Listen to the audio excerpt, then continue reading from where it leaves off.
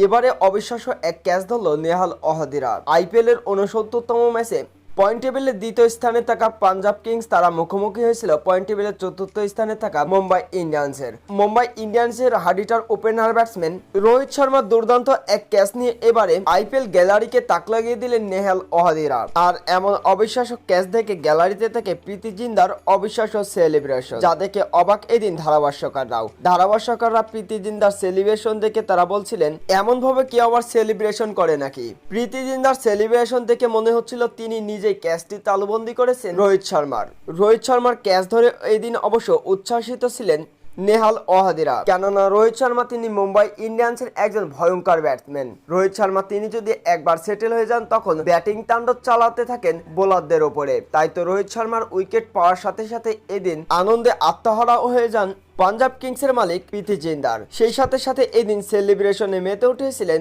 Nehal ওহাদিরা। Catch আউটে প্যাভিলিয়নে ফেরার আগে রোহিত শর্মা অবশ্য 21 বলে 24 রানের একটা বিধ্বংসী ইনিংস খেলেছিলেন। যদিও বা ইনিংসটাকে বড় করতে পারেনি রোহিত শর্মা।